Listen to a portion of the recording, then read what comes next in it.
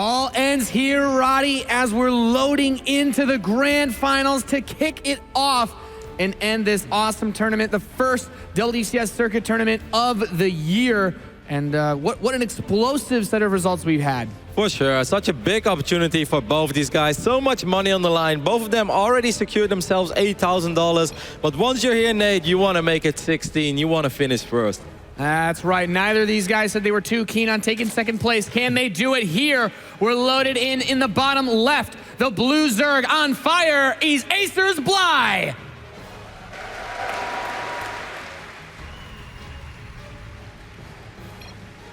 Awesome to see so many fans showing up this early. I mean, it's like 11 over here, so good to see they didn't party too hard last night, Nate. On the right top side of Dusk Towers, we're looking at the main base of our red Protoss player representing my insanity. It is Drogo.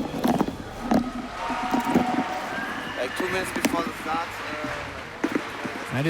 I love seeing matchups like this. Bly with the unpredictability, Drogo with the solid play that you expect out of those top-tier French players, and they've been known for that for the last year or so as they've made their rise up. They've had a phenomenal grassroots push by organizations like O Gaming to keep building up this talent, and we talked about it yesterday. New French player popping up every few months being like, yeah, I can duke it out with the best of them, and here he is in the finals. It's an awesome story for Drogo as well. For sure, and I think it also really helps to have a lot of national competition. It just pushes you forward. You know, in the past, people were often the best player in the country, and they just kind of took it from there. And they didn't mean as much. Yeah, it didn't mean as much. Being the best player in France right now, or France, like that would mean a lot. And you're better than Marine Lord, you're better than Lil About It. That's already a very prestigious title to hold. So all of these guys competing so hard, and you can see it, man. It really pays off. They're having a lot of deep runs in multiple tournaments. And of course, Drogo will want to keep his eyes on everything that Bly is up to in this game. Nothing super crazy. Ooh, the quick Nexus versus the quick 2 hatch. Kind of a small misclick over there by Bly. That's something you often see when players are a little bit nervous. They want to select one drone, they accidentally select 7 or 8 drones. They all go to the right side of the mineral patches. You know, not the biggest deal. He won't really lose more than 30, 40 minerals there. But it is one of those things that can go into your mind. You're like, why am I doing this? Like, I've played 10,000 games in the last few months, and I've never misclicked my drones in the early. You certainly would not want to go on tilt in the first game of the grand finals. There's a lot of StarCraft left to be played out here today, ladies and gentlemen. Interesting opening over here. A lot of Zerglings being produced by Bly. It's a gasless opening though, so it doesn't necessarily mean he wants to do something crazy. He was indeed going up against the Nexus first. That's the same Nexus first that Todd predicted. We're going to see that quite often, at least on maps with a pocket expand. So expected to see it on the Orbiter as well. And there's a chance that Drogo has to build a pylon over here. He actually doesn't want to do that, so he's going to have to chase Lynx. Bly's actually going to work on this pylon. He has done this on the arena in the past where he unpowers the gates. I think this time the adapts will pop though. Yeah, very important to finish up those adapts. Of course, it's going to delay the warp gate tech as well, but 2 pylons are on the way. He can run the Lings around. He can see, okay, where do you have your pylons? He's forcing probes to come off and fight against these Lings. And what's very nice here is that even though maybe Bly's not doing that much yet, empowering the gates is awesome, but it's also putting Drogo already in an awkward position. You have got Zerglings in your base 3 minutes into the map. That's not how you want to start off the grand final. These adepts right now, they want to be making their way across the map. They want to see if they can pick off a drone. Now they're defending against Lings in the main base, drones being pulled from the natural. I kind of like this for Bly. Like, of course, it's an investment, all these Lings.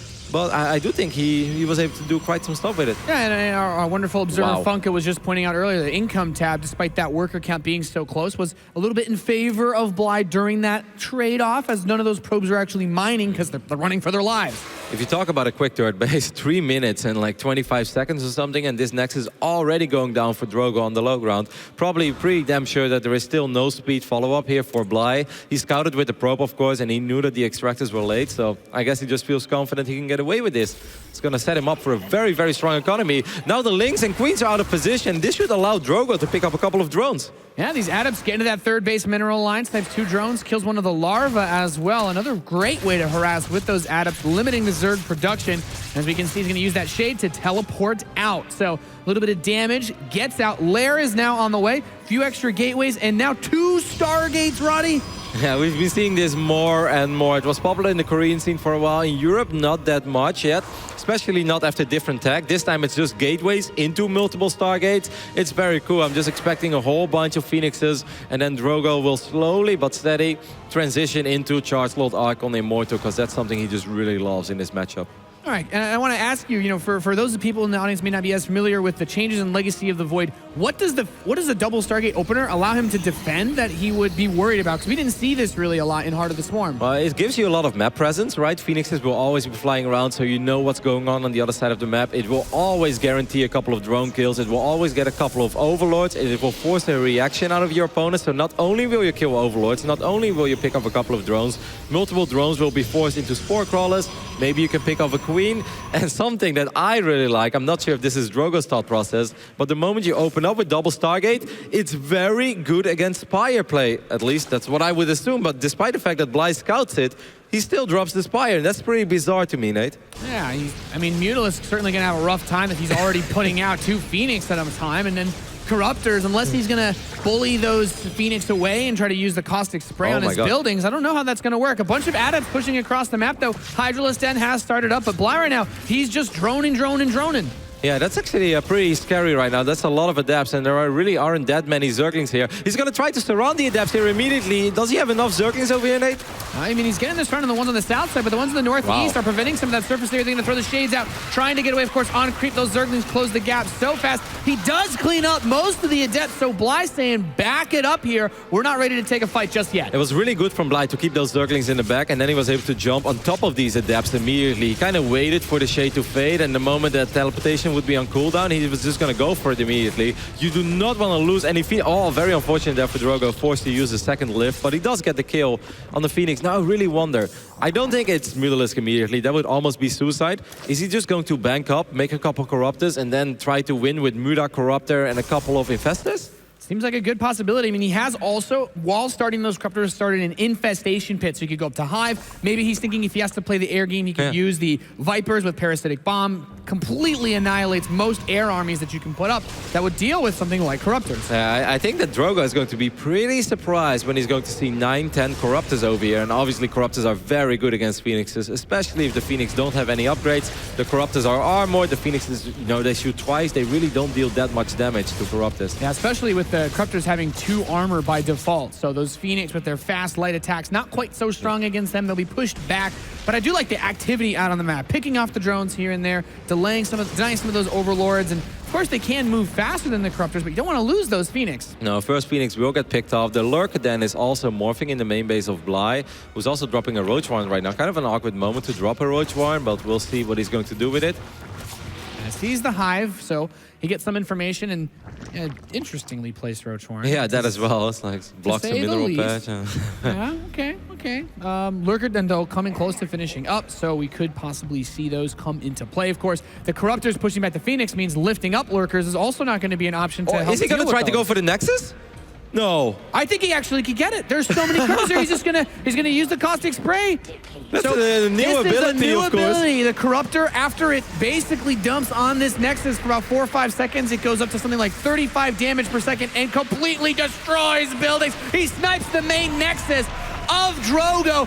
Drogo going for the counterattack. He's got the Phoenix moving in. He's trying to pick up some of these Hydras, trying to deny this position. There's no Lurkers here to stop the Zealots and the Immortal. He should be able to get the 4th base, but if Drogo wants to get more, there's a good chance he's going to be in over his head. But he's actually going to warp in the main base. Drogo pretty much just wants to win the game here. But if those Lurkers finish up, I'm not even sure if he has an Observer here. I think it's going to be very hard as soon as those Lurkers are done. And they should fit all the Observer. He's on top of the Lurkers before they can finish up. He's going to kill 2 of them before they immediately pop. There's the Transfuse, saves one of the Lurkers. Second Lurker is in the back, dealing a tremendous amount of damage here, but the Hydralisks are getting jumped on by those Zealots. They're cleaving and weaving through everything here. Drogo's army is slowly being whittled down, though he doesn't have any detection to actually kill the Lurkers. Yeah, the Observer is coming. It's very close right now. It's very awkward for Drogo to reinforce. I'm not sure if the Prism is still alive. I'm not sure. The Corruptors are actually going to town on every single Nexus.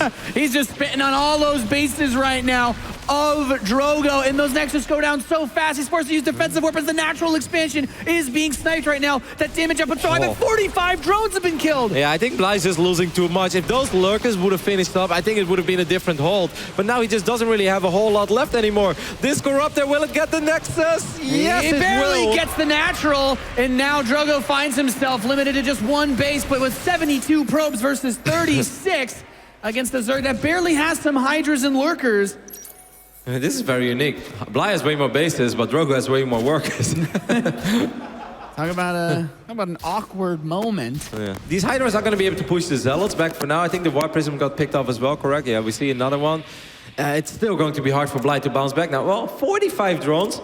It's not great, but it's still something you can work with. He's racing up, but we also have to keep in mind, in order to do that, he's spending his larva and his resources on those workers. And if Drogo, who's already killed those Corruptors now, resituates these bases and gets on the aggressive, it's going to be really hard for Bly to hold a follow-up attack. Yeah, it wouldn't actually be a horrible choice from Drogo to make a few additional Phoenixes here. Not because he has to worry about Mutalisks, but because Bly is obviously going to make Lurkers. Phoenixes can potentially lift up Lurkers, but they can also pick up the Hydralisks that are going to be they very... do bonus damage versus those. So. And there won't be too many Hydralisks because Bly has been so incredibly broke because he lost so many drones. Like this one Corruptor at the third base taking a leak. Stalker's going to ask him kindly to leave. He had a dream, but he's not going to be able to take down the Nexus by himself.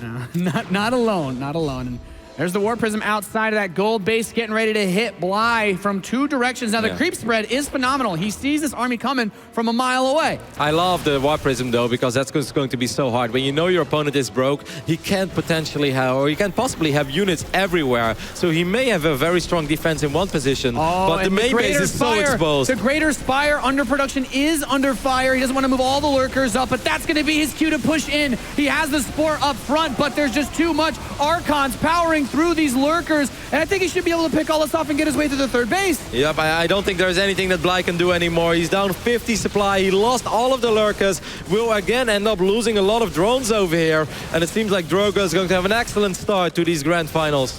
Yeah, I mean, this is a map you need to pick up. This is such a good PvZ map. Getting this early on, this first win is so crucial for him as he mops up the third base and continues to warp Zealots inside of Bly's base. There is one Lurker just barely hanging in there, but he's lost another 28 drones, and Drogo now up almost 100 supply, Roddy. When you have 5 Archons in your opponent's main base, you know you've done something right as a Protoss player. When you killed so many drones already as well, the Lurker then is going to be able to take he's going to be able to take it down, and that is it. GG! Drogo takes game number 1 here at the DreamHack Zowie Open Grand Finals. Talking about a slugfest already, that good bit of back and forth. We got to see such a cool use of the Corruptors, not only to prevent the Phoenix from dealing damage, but unlike Heart of the Swarm, when you build those Corruptors, you don't have to go straight into Mutas. The Corruptors can, well, they rain hell down upon those Nexus by themselves. Yeah, very explosive game. Definitely the type of game we expected in this series. Pretty wild, very back and forth, both players trading punches with each other. I really think if those Lurkers that were morphing, the 4 or 5 Lurkers in the main base of Bly, if those were morphing a little bit just more... needed them a little bit faster, pulled in closer to the hatchery, so he just has more time to get them in position. Exactly. I think if 4 Lurkers finish up and he burrows them on top of the ramp, no Protoss wants to run up a ramp when there are 4 or 5 Lurkers waiting for you there. And then sniping all those Nexus on the other side of the map, yeah, he may end up losing his 4th base, he may end up losing a bunch of drones, but I don't think he would lose everything, and he would kill way more. I really think that Bly will look back at this game and be like, man, I should have more of those Lurkers in a safer spot than I actually did. Yeah, he lost one of them while they were morphing. One of them died as soon as they finished, and then the other 2 were so exposed. And I mean, we did get to see this great play. I love seeing the Corruptors usage. Like some of the guys, you know, when you watch streams like Pig, they make great use of this, and it is such a threatening thing because obviously those Corruptors aren't going to kill this army, but you can see right here he's trying to just barely set up this defense. And I love that Drogo doesn't sit there working on that hatchery either. He recognizes that there's nothing here, and if he were to kill that base, these Lurkers would have finished in time to block the ramp. You're spot on, Nate, and I think that's the difference between a good play and a great play. I think a lot of people would go there and try to take out that 4th base, because picking up a 4th base against a Zerg is normally a very big deal, but obviously a much bigger deal is just winning the game if you can, and that's what Drogo did there. It's like, okay, he has nothing here, but he has a very large number of Corruptors, so that means all of his resources probably went there, and he was right. So, good game, though. I mean, there were definitely there's a couple of very small things that Drogo did a great job of capitalizing on, but Bly still putting up a good fight, and now moving to a map which I think most people currently agree really Zerg favored, Prion Terraces for game 2. This could be where he immediately, shoots back. Yep, a lot of gold bases on this map, and that's something that most of the time should favor Zerg in this matchup. I think if I'm Bly right now, I wouldn't be too worried. Obviously, you would have loved to pick up Orbital, Dusk Towers, and he got pretty damn close to it, and he will be looking back at it like, man, those lurkers, they could have been in a better spot, maybe a couple of other minor tweaks, but overall, it was a pretty damn good effort on one of the best Protoss maps in the current map pool. Now, however, on Prion Terraces, you definitely want to even things up. That's right. We are loaded into game number 2 of the Grand Finals on Prion Terraces in the southeast. We have the Ukrainian Zerg in blue from Team Acer. Give it up for Bly. Still on fire, Nate. Oh, even if he dropped the first map. I've been informed by production we do have fire extinguishers on hand in case he takes the championship here. His opponent in the northwest representing France and my insanity. Give it up for Drogo.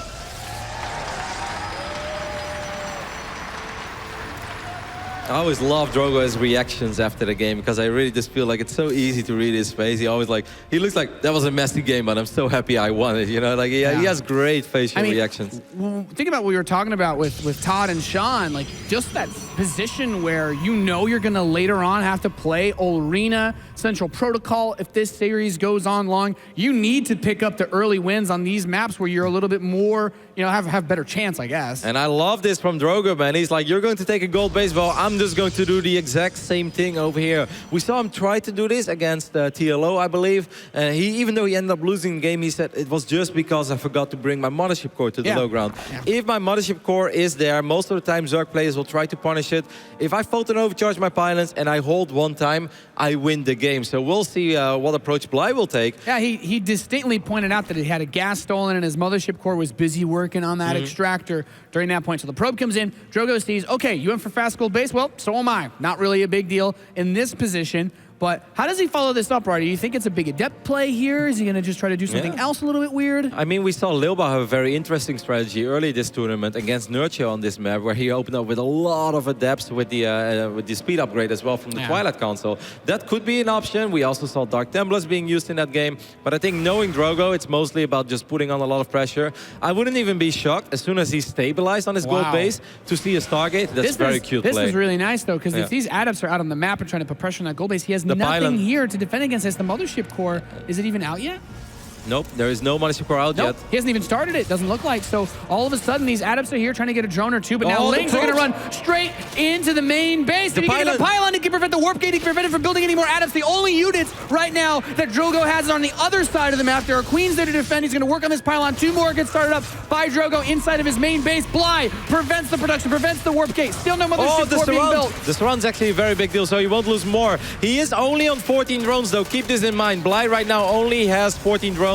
Whatever he's doing here is great, but he needs to do more than he's done so far. That's right. A lot of those probes did evacuate down to the gold base, where they are getting a little bit more efficient mining here. 2 more adepts are on the way. He won't be able to deny those pylons, but he's killing 7, 8 probes. Bly is so good with his rally points, man. He's always avoiding overlords in PvZ, and now he's also avoiding adepts in ZVP. Very smart early game play here by Bly, and he's putting himself in a phenomenal position. He's up in workers now, and he still has so many Zerglings. He's far from done, Nate. And now he's got his Zergling speed. He can run around a little bit more. The pylon's going to try to clean those Zerglings up, but still so many more probes died. He still has the Lings. He's saying, yep, don't you even think about moving your units across the map. 15 probes went down. We're looking at 23 drones right now for our Ukrainian Zerg player against only 12 probes for Drogo. That's smart, Roddy. And look at the evolution chamber. I love this. He's going to focus a lot of his efforts on defending 1 point. And with the accessibility to Overlord drops, he could just be going for a quick finisher in this game. And once again, I love it because also it's a low economy game right now. He knows that his opponent doesn't have a lot of units. He doesn't have the resources to be able to defend multiple locations at once. So spreading your opponent in is just a very smart thing to do here. Bly has played this game awesome. It all starts with just avoiding the adepts in the middle of the map. If Drogo spots those links, he will never send his adepts to the other side of the map. Like, yeah, they did some good damage, but he has nothing at home. And I always love He's got the Lings going over towards that gold base. The Overlord has finished its dirty transformation, There's no dropping pylon Lings there. into the main. There's no pylon in the main mineral line. He can't actually protect those probes at all. He can't overcharge it, and now the Lings are inside of the main base. He brings the adepts over, so I guess that was a bit of the play that he was trying to make by using the positioning on those forces, but I do like this. You know, Drogo's doing everything he can to claw his way back into this one. Yep, he's doing a really good job, but during all of this, Bly has been droning up, so he's still 12 workers ahead. He took his third base as well in his natural expense, so to speak. So overall, this is still looking very good for Bly. It is important that it doesn't go too greedy, that you don't suddenly die or lose everything against a bunch of adepts. That's why I love to see the Roach Warren already finished up. Yeah, I mean, just think about how open that gold base is, right? If he goes for Roaches, goes for Ravagers, he has a lot of surface area to throw those corrosive vials. Not a lot of area where he could be blocked by, you know, either building positioning or obviously we don't see too many force fields these days. But that Ling harass just trying to be as annoying as possible. Actually gets the threat on the Stalker in the main base. Will barely be able to escape the clutches of those Lings. Yeah, Drogo wants to pick off this Overlord so he doesn't have to worry about it anymore, at least not for now. Bly wants to prevent that, and I think Bly is doing a pretty damn good job of keeping that Overlord alive. Yes, it does escape. And two more Lings still running around in that main base. Twilight Council has started up, but Roaches, Roddy, Roaches are on the way. 14 of them.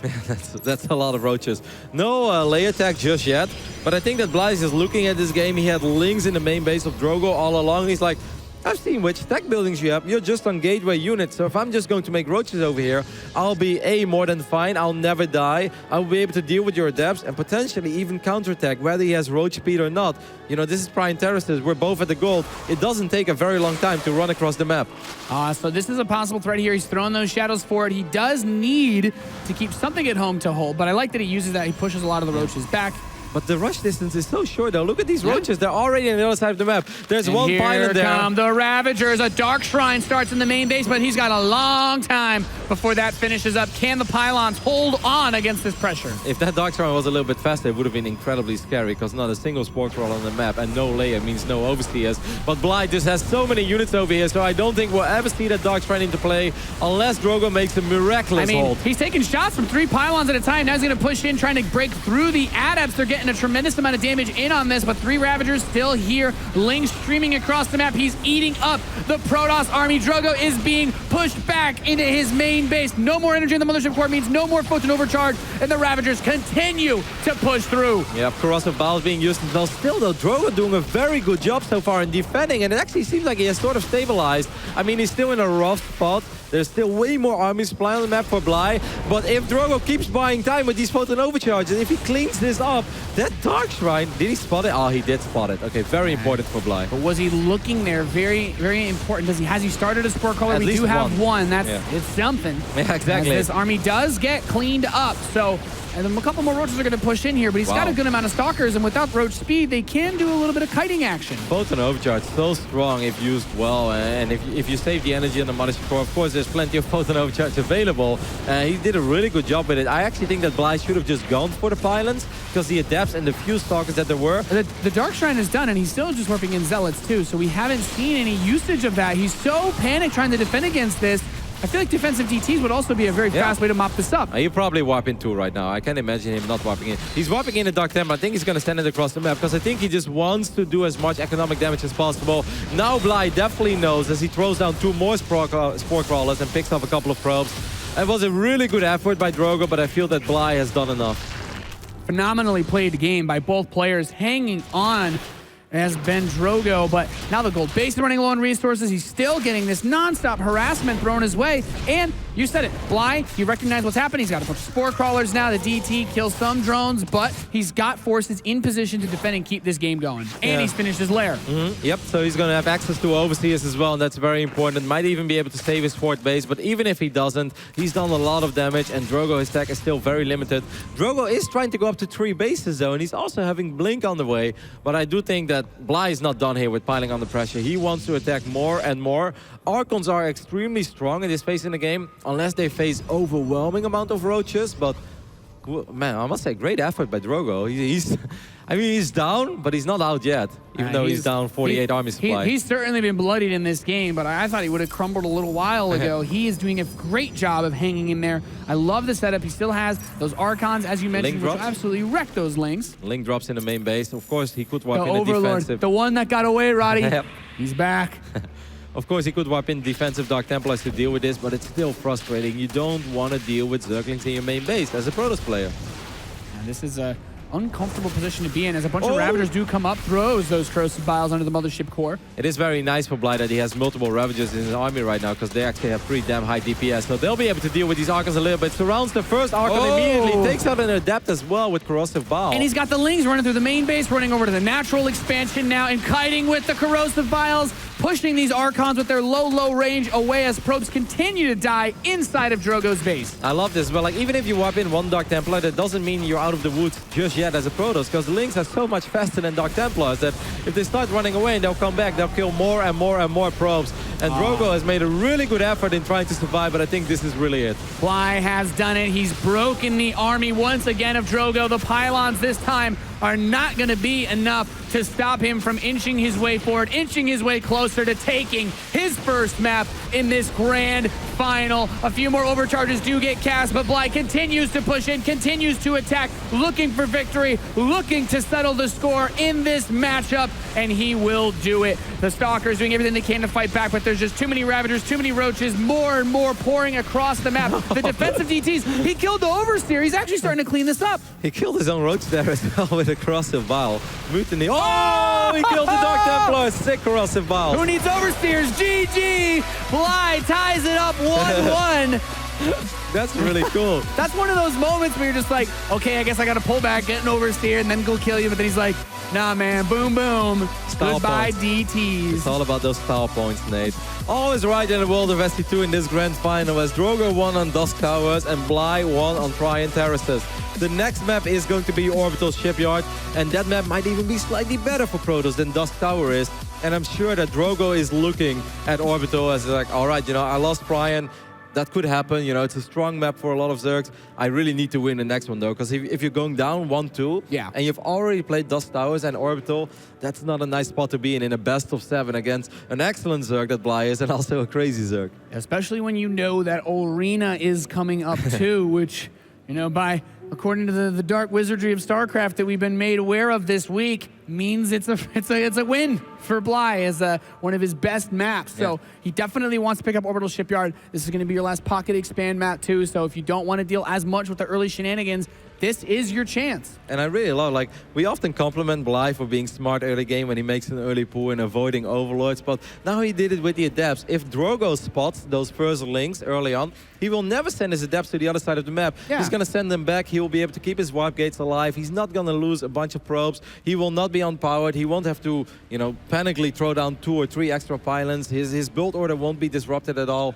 Just really good early game play by Bly. It's such a minor thing, but avoiding those Adepts early on just set himself up in a great position. Yeah, and we saw when he comes in, he makes these attacks. It's just so nice. The Ravagers, he really utilizes their ability to push these armies back, those low-range Adepts, and he gets up close and personal with them. I still have to commend Drogo for hanging on so long in this map, though. This was a really good phase of the game for Drogo. He just got so much value out of all those photon overcharges that he dropped. Those pylons definitely picked up a nice amount of kills, and he was really starting to stabilize. And you look at the supply, it's like, okay, you know, he's down 30 supply, but that also means one more hold and he's pretty much out of the woods and he will actually be in a good position. But Bly was just relentless with his aggression and was able to snowball after all, or at least secure his lead. Yeah, this is already shaping up to be that final that we were so excited about. It's so great, you know. I'm really just loving what we're seeing here. And close games are awesome. Like it's just intense. Yeah, I know. It's fun not knowing what's going to happen. It's fun seeing all these wild strategies, and it's fun to say that when we get to the final tournament, we have absolutely no idea who's going to take it. Tied 1 apiece. Ladies and gentlemen, we are loading in to game number 3. Thank you guys so much for tuning in. Hope you're having a phenomenal day. We have a lot more StarCraft on the way. Yep, we are about to go ready to hop into Orbital Shipyard, where of course this man, he probably feels the pressure a little bit right now. He looks at this map and is like, all right, this is my territory. My race is supposed to reign supreme here. That doesn't mean it's impossible for Bly to win, not at all. But as a player, as a Protoss player, you look at it as like, this should be mine. Yeah, and this man trying to throw a wrench into those plans, just tied things up 1 apiece in the bottom left of Orbital Shipyard. Give it up for Acers Bly. Getting hot in that booth already after that first map win, Nate. Oh yeah. Surprised we don't see the Sparkles. the fogged up glass there in his player booth. He's, of course, facing off against the French Protoss in the Northeast. My Insanity's Drogo! You know, his name is PtitDrogo, but I'm pretty damn sure that Drogo told us during Nation Wars in Paris, I think he said if he wins DreamHack, he will no longer be PtitDrogo, he'll just be Drogo. Since PtitDrogo kind of means like little dragon, but he felt if he wins a big tournament, he'll just be a dragon. Isn't that like when, I think there was like one Korean named Squirtle, he's like, yeah, I want to take the big championship, then I become a Blastoise, you know? It's like, exactly. It's like he's just going to skip War Turtle. It's like, this is it, guys. StarCraft players leveling up here. He's like, hey, do you know how hard it is to win StarCraft tournaments? Like, I'll just go Blastoise immediately. It's like, I don't know if I'm going to win 2. Okay, I'll just be happy with 1. That'll do it for me. We see Bly taking his pocket expand first. Actually, no, he took the expand on the low ground first. So it's going to be double hatch gasless once again. I don't think he's going to make the same amount of links as he made on Dusk Towers. It's a pretty damn risky move. And I do not feel that he was in a great position afterwards. He did unpower the gates, and that's nice. But let's not forget that Drogo could just temporarily drop a pylon and go for a full wall off, wait until the adepts are ready, then cancel the pylon. That's an investment of 25 minerals, and then those links will do absolutely nothing. So I think that's why Bly only makes 4 links this time. Yeah, not taking his chances on this map. Orbital Shipyard, much like Dusk Towers, as we mentioned earlier, is one of those maps where you have one ramp that leads into both your main and your natural. Your natural is behind your main base, a bit easier to hold on to, easier to block off access, and generally causes us to go into the longer games, like we saw in Game 1. I kind of wonder what Bly's doing with those other 2 links that are taking the north side. He made 4 links. Maybe he's just going to try to see where the adepts are going with the Overlord, and then the moments that the adepts are out of position, maybe then he's going to try to sneak these links in. But, you know, it's going to be hard to do something. You definitely don't want to just make 4 links and sacrifice them immediately. Yeah, definitely one of the things that he's going to have to worry about, of course, with this link. As she gets in, so might actually get a probe or 2, get some information. The pylon not in range to hit those Zerglings as he runs by. Yeah, Bly always seems to be able to get these kind of disrupting plays going on. Did he get the Overlord? No, right? No. No. Okay, that's very important. Would have been very unfortunate for Bly to lose an Overlord in this phase in the game. Bly will be building a legacy of Overlords getting away from PtitDrogo. He's actually getting some pretty decent value out of just 4 links. On Dusk Towers, he made way more links. This time it's just 4 links. And he's able to pick off 2 drones, or excuse me, 2 probes, and a little bit of lost mining time. And like Dusk Towers, Drogo responds by saying, all right, third base time, let's go. Fire it up. 3 minutes and 30 seconds. It's so extreme. It's so fast. He shows no fear. Yeah, but I guess if you know that your opponent is gasless, there's just nothing that Zerg really can do about it very quick to at base if they do not have any upgrades. Or this isn't the Wings of Liberty mass slow link push, Roddy. I've seen Nurture do that in the past, but I do not think that slow links will fare very well against multiple adepts and photon overcharge. Yeah, fair enough. Fair enough.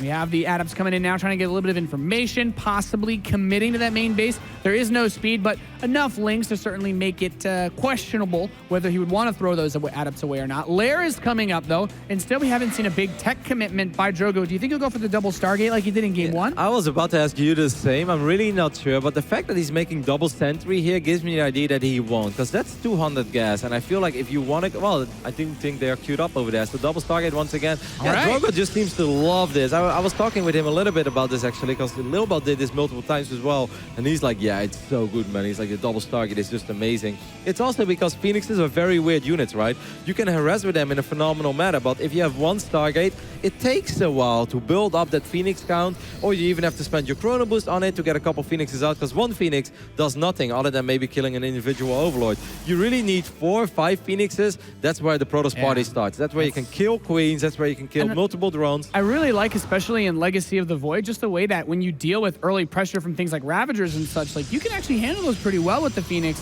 as well. They're quite juicy targets. They don't have all those hit points either. And you have the option to make an Oracle if you play against Mass Links. You have the option to make a Void Ray if you have to deal with a lot of slow roaches. So overall, I think this is just a very solid build. A very, you know, it's a popular build in Korea as well. And I'm starting to understand more and more why. It just seems to make so much sense. And I really wonder how Bly is going to deal with it. We saw a pretty unique approach with the Corruptors, and I didn't mind it because there were opportunities for Bly. He was in a position where just a couple of small things could have won him that first game. A lot of roaches being produced now. I'm a little bit surprised by that. unless he's just gonna make nothing but roaches and just shove roaches across the map. Phoenixes are good, but there's only so many roaches that Phoenixes can deal with. But once again, it's double target. At the moment, there are 2 Void Rays. Yeah, if he realizes what's happening, but although that's what it comes down to, will he recognize that a big Roach push is coming? Roach speed's very close to finishing. He's starting a Robo Base, starting a Force, starting a Twilight, and more Phoenix. Nothing on the way just yet that will handle this. Drogo needs to spot this immediately. There's no additional tech down for Bly. No Spire. I love this by Bly. Bly's like taking out the rocks. He's like, yeah, standard macro game, nothing to worry about. Until it's like, surprise, here's 35 roaches running across the map. Yeah, that is going to make things really complicated. Burrow going for well. Burrow, too. Great choice. Okay. Burrow move. Of course, Roaches did get a buff going into Legacy of the Void for how fast they move when Burrow. How many roaches are we currently looking at? Because he's going back to droning right now. It's 23. That's a scary amount of roaches, but I'm not sure if it's enough to break the low ground over here. Multiple pylons going down. Seems like Drogo has a pretty good idea of what's going on. And the Mothership Core has enough energy to overcharge Immortal? something like 8 times now. Wow, he's actually getting an Observer before the Immortal. He's not afraid. And that Phoenix harass moving back across the map. Bunch of Overlords also exposing themselves to this anti-Air Force. But here come the Roaches. There's the Zealots. There's the Adepts. He needs to get the overcharge going. There we go. All the pylons immediately spinning like tops and wrecking this Roach army. That's a lot of DPS out of those 6, 7 pylons. Obviously, not a whole lot of Mothership Core energy left after this wave of Photon Overcharge, but now he's able to queue up an Immortal. He's going to make a second robotics facility as well, and it seems like Photon Overcharge was enough. Phoenix is coming back as well to lift up multiple roaches. I mean, I still feel like he's trying to trade out here, but the supply's still staying very close. Keep in mind, Bly did get that 4th base during all of this, but these Roaches moving in, trying to snipe the sentries, going for the expensive units, and that Photon Overcharge so instrumental in preventing this from being super damning, and that Fast Observer also allowing him to clean up the Roaches once they burrow. Yeah, I don't think that was working out very well for Bly. The second, I think he just stood a few seconds too long in range of 7 pylons. 7 pylons. You know, if we would have had some disco lights there, that would have been the ultimate Protoss party, man. It's like 7 pylons circling around. The way those pylons were lined up, man, that was the trapezoid of death. Not want to walk through there. And now the Immortals, of course, great versus the Roaches. And I still love the utility that the Phoenix maintain as this Lurker phase comes up because they are so useful for just lifting them up out of the ground. That's nice. The Observer's out of position. A couple of Roaches are sharking their way in slowly but steady. Probably going to the main base. On Burrow, a couple of in the main. On Burrow, a couple of them in the pocket expand. And this is very frustrating. Of course, Phoenixes do help in dealing with this, but with only 1 Observer, this is very annoying to deal with, Nate. This is nice because he also has those Roaches right outside of the 3rd base too, so maybe he'll come around to the left. He's going to hit him from the left, hit him from the north, hit him from the east, every direction at the same time. He's everywhere, and these Phoenixes have to be brought home because you cannot deal with multiple Roaches unless he's just going to keep them there until Drogo decides to move across the map. Nah, he's just going to go for it right now, and I think that Bly should be able to kill 15, 20 probes over here. Yeah, this is a super frustrating position to be in for Drogo. 18 probes have died in the making of this game. 15 Hydras are on the way. He's got the Lurker Den finishing up behind this. Wow. Immortal production is going, but he's taken critical damage. 29 probes have been destroyed in the last 30 seconds of this game. 39 workers versus 60, Roddy. I love it. Bly's attacking 4 locations at once. He has Lurkers going, or at least soon, on the other side of the map as well. It would have been really crazy if those Roaches would have been able to take out the 4th base. That's not going to happen. You want to be careful with those Hydras, though. That's a lot of Phoenixes. I guess it's just barely enough Hydras. Yeah, I don't think he wants to contest that just yet. There's still Burrowed Roach is moving around, finding opportunities to get damage done. Still Roaches in the natural, Roaches in the 3rd base. And look at that juke and jive and sliding under those force fields. He can't catch him. I'm loving this by Bly. He's buying so much time for himself. Immortal Archon Zealot is extremely strong, but it does struggle with very strong defensive Zergs that have a crazy amount of Lurkers that also have some static defenses. There's so many Hydralists. There for now, just a ridiculous amount of Hydras, but the DPS of this army is insane. If you don't have Storm, if you don't have Disruptors, I'm not sure if this army can break it. I mean, this is a powerful army, don't get me wrong. It really packs a powerful punch, but you know, if there are 6, 7 Lurkers there with all those Hydras behind it. That's what I was going to say. As time goes by and the Lurker count increases, this becomes an impregnable defense. Like, how are you going to break this with so many Hydras behind those Roaches? And he's moving up. He's starting to clean up some of the creep tumors. He's getting in position to try to make a move on this fourth base. But he does need a massive army, and there's still roaches in his base. Bly does need a very strong defensive setup, though. I feel like a lot of his units are a little bit clumped up. Maybe this is a decent engagement. I think Drogo's going to go for it here. The Zealots are charging in. The force fields keep the Hydras in place. He's going to drop those corrosive vials to break the force fields, but he's already lost so many of his Hydras. A phenomenal engagement here being taken by Drogo. All of the Immortals still alive. The Phoenix picking up everything else. The Lurkers alone will not be able to stop this army if he continues to push. I do not believe that this was an observer in position, so... I think he lost the observer, or just didn't bring it. He has 2 observers right now. They're both out of position. That's very unfortunate, because Drogo could have killed the 4th base there. I really think that Bly got over-eager there. Like, yes, he was maxed out, but I really think if he sets himself up in a strong defensive concave, those Zealots, they run or charge straight into their death. Right now, they were standing on top of the units immediately. Bly is getting a little bit ahead of himself there. He was in a good position, but that was not a good fight for him. Yeah, definitely a tough spot to be in. A couple of these roaches are going to get sent across the map to harass as Zealots move in to eliminate their creep tumors. Great creep spread this game by Bly. He's got a highway directly to the 4th base of Drogo. Getting the hive now, too. Very important to note. I'm very interested to see where he will take this next phase of the game. Bly is still up 12 workers during all of this. He was just mining more. He also secured the 4th base. And let's not forget, the reason why Orbital Shipyard is a rough map for Zerg, we didn't really touch up on this too much, is that it's just hard to secure your 4th base. A lot of Zergs complain about how incredibly difficult it is to get up to 4 bases. You have to take out the rocks, and often Protoss will hit you hard. Before that, Bly managed to get through that stage of the game. He's on Hive Tech right now, something that Todd mentioned as well in the start of the game. Bly is not afraid to go Hive Tech anymore. He's not afraid to use spellcasters, and that's why he just became a much better player overall.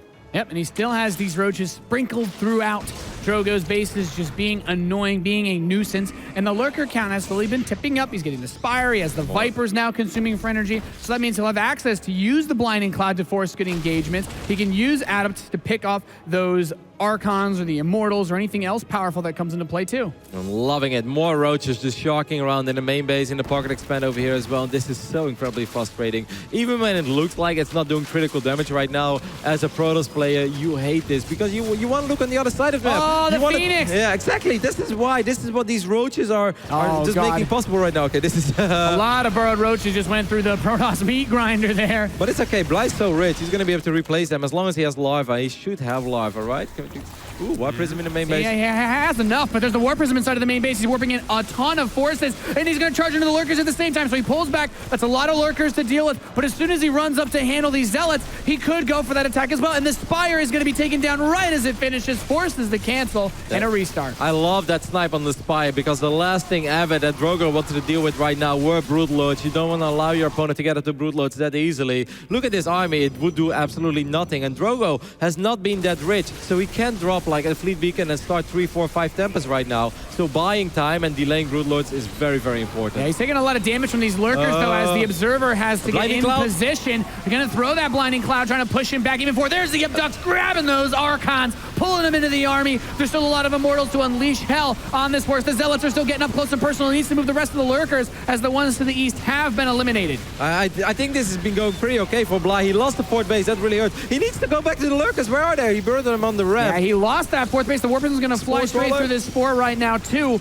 But keep in mind, PtitDrogo, he still has his 4th base, so he's got that income. He's going to keep pouring it on and dropping more and more Warpins outside of Bly's base. Yeah, I think it looked decent at first for Bly, but then he just lost a whole bunch of Hydrolisks and a couple of roaches. It really seemed like he was really counting on this Spire to be a big part of his plan. He's got a massive bank. Is he going to spend his resources now as it finishes? Will it be enough? Is a better question. That's a smart move there, abducting the Warp Prism, so no reinforcements. He has to be very careful. Don't run up that ramp, because there are a lot of Lurkers waiting for you. These Lurks can actually shoot from the high ground.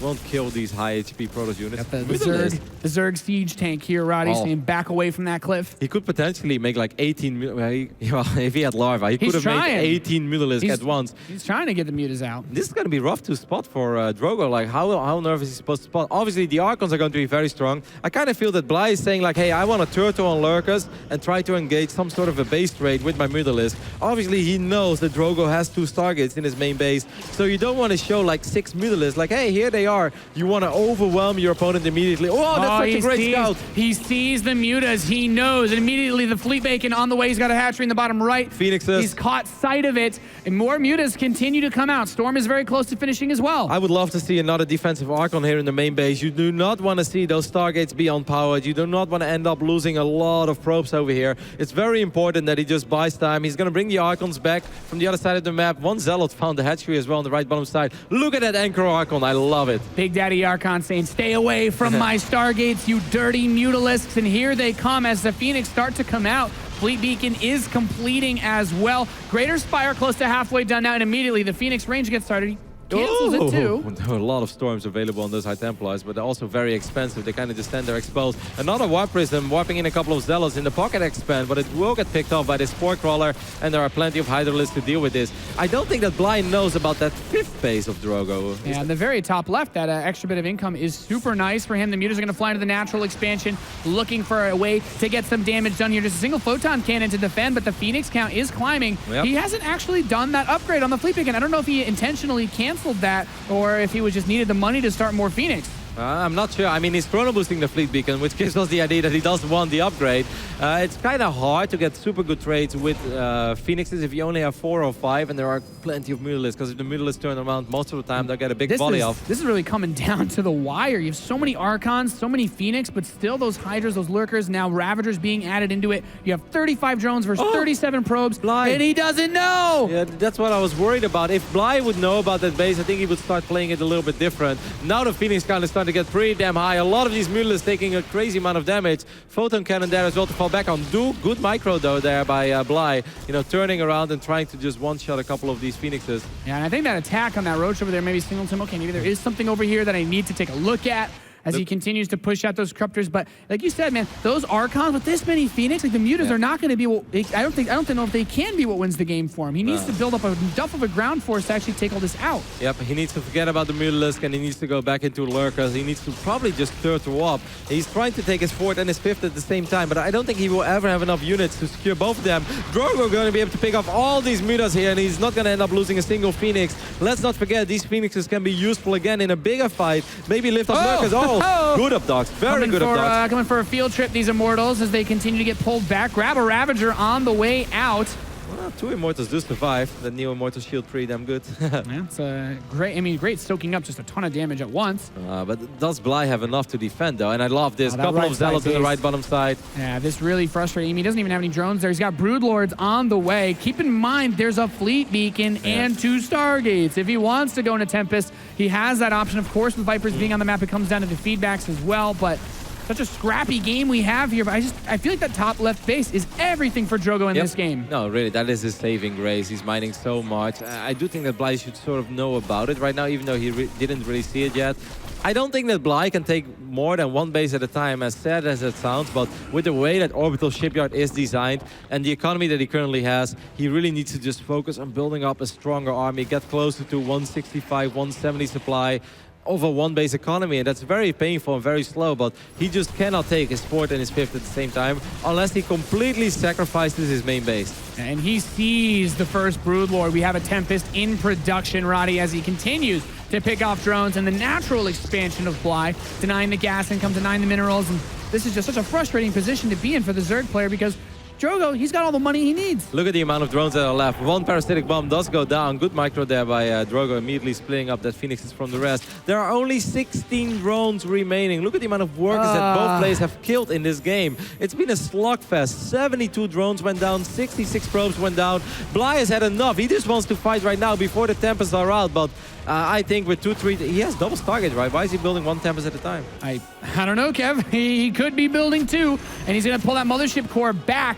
And, I mean, he really had to have, I feel like a little while ago, cut the head off of that economy with the Northwest base. Unless he goes and punches that back right now and returns home without losing anything, I don't know what he's going to do. This army for Protoss is just getting better and better. I think it's a lose-lose scenario for Bly right now. Like, if he commits to a fight, there will be 3-4 Tempests. They'll start chipping away those Brood Lords. If he loses the Brood Lords, he loses the game. If he goes back, well, that 5th base is still up and running. Yeah, once again, I really think the best thing he can do is focus on a 1-base economy and just try to build up an army, even though it's going to take a long time. That is a scary-looking Protoss army, though, to deal with, man. Yeah. I mean, he's down a 40-50 army supply. He's down in workers. He's down a base.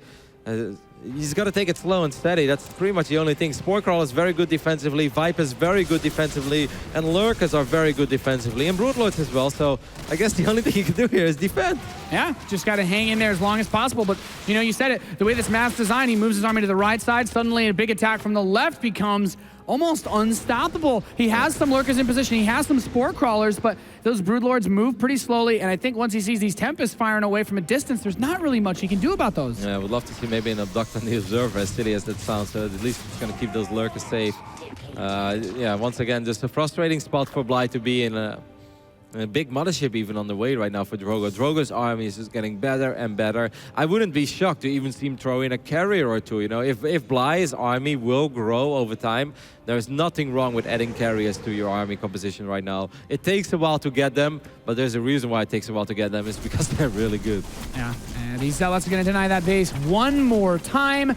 Bly will not be able to save this one. He'll have to either cancel it or lose the money. He does go for the cancel, but that mothership, like you mentioned, it's about to finish up. We have more Archons being added, additional Tempests coming into the field, and we have a Protoss at 183 supply versus Zerg at 114. And these Immortals, man, and they're looking to take down a couple of buildings. They came in like wrecking balls, Nate.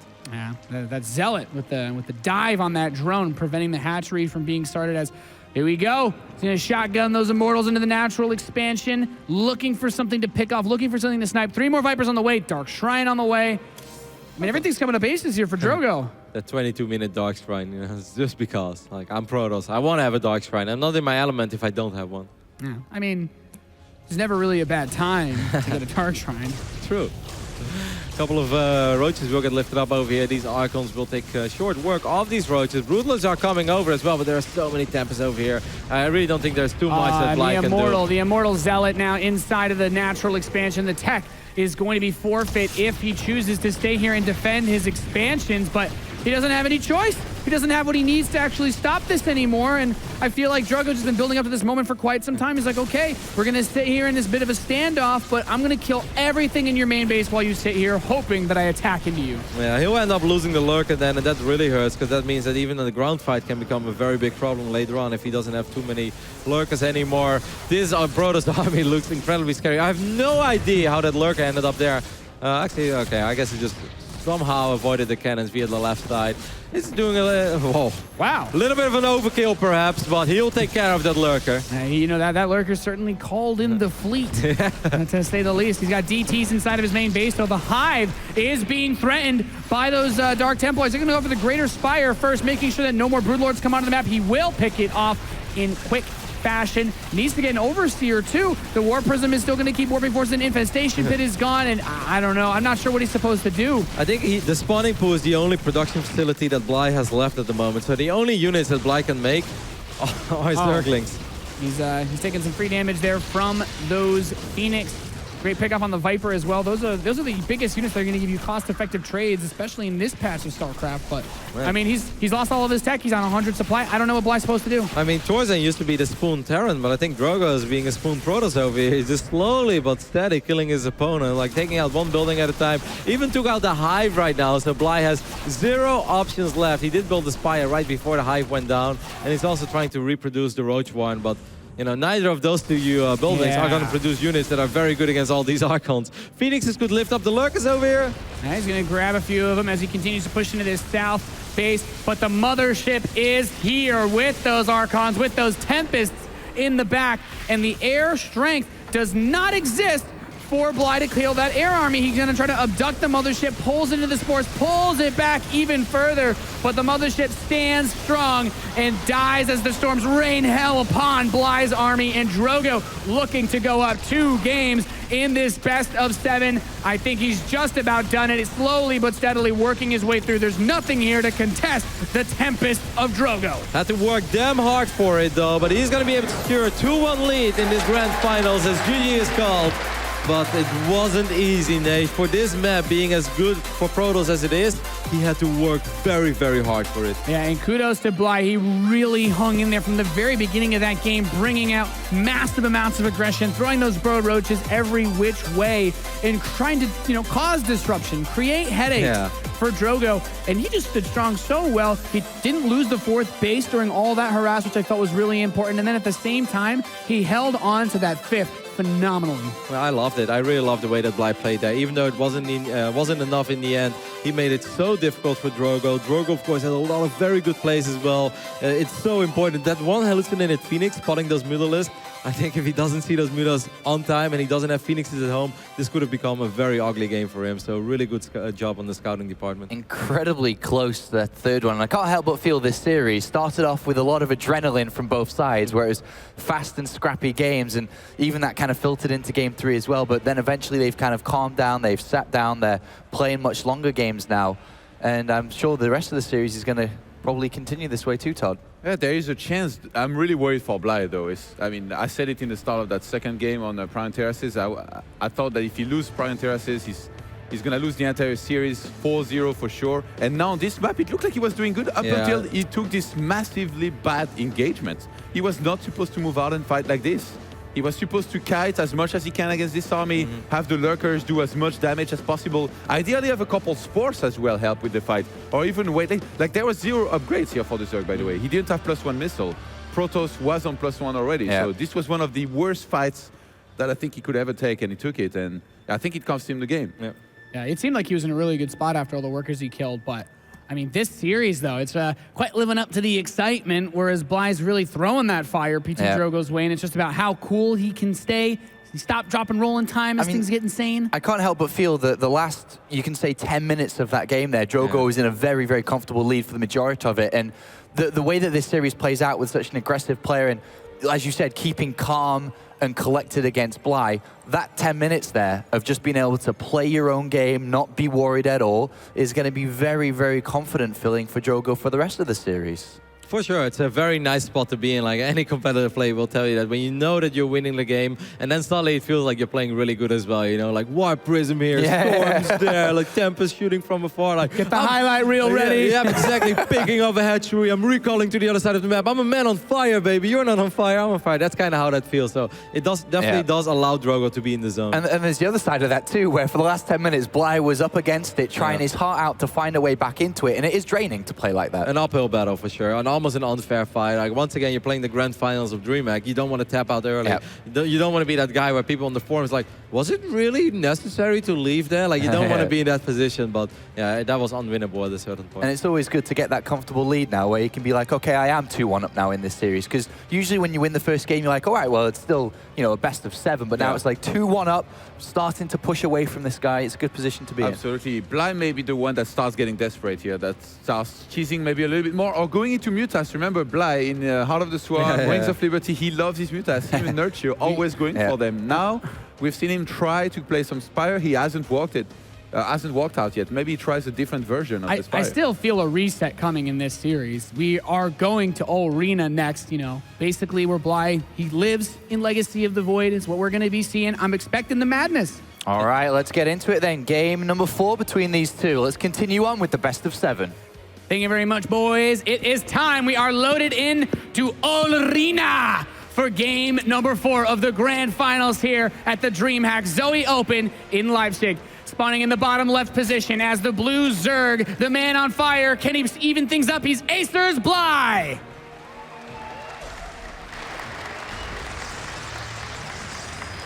And on the left top side of Arena, we're looking at the main base of our red Protoss player representing My Insanity. He's up to 1. It is PtitDrogo. Soon, no longer PtitDrogo. Just a Drogo. As he faces the king of Arena in his castle. This is one of those maps that so many people kind of say, okay, I don't like playing this map because you have to do so many weird things. You get so many weird strategies. It's kind of like a love and hate. You can't do what you normally do on this map. You have that super narrow pathway that's shorter than Steps of War, and then if you want to do anything else, you got to go a super long way around. No, absolutely, and we already see that, Nate. I mean, Drogo's opening up with the double gate over here, and yeah, he did that before, but then it was Nexus first, very economic opening into double gate. Right now, it's all about the aggression.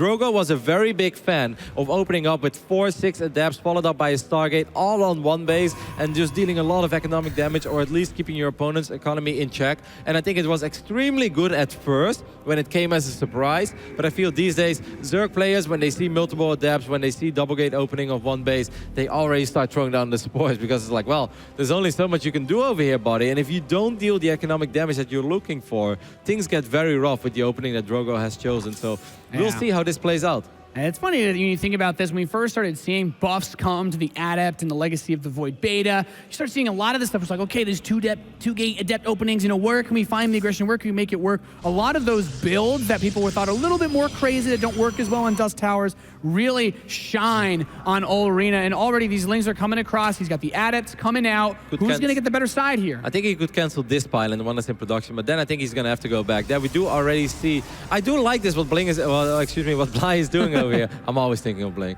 What Bly is doing over here is like he's setting a couple of links to the right side, forcing the Adepts to stay here at first, because the Adepts, they want to make their way across the map. They want to deal a little bit of economic damage, but these links force the Adepts to stay on this side of the map.